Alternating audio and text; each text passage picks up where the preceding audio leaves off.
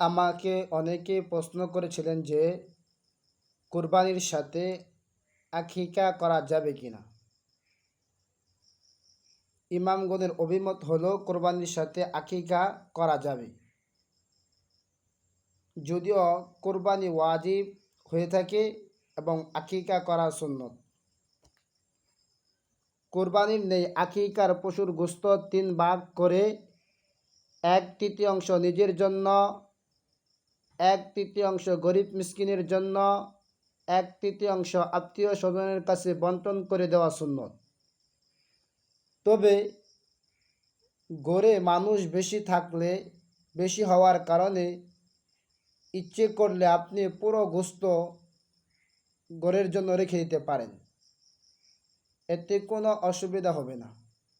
আবার কেউ যদি চান যে পুরো গোশত গরিব মিসকিন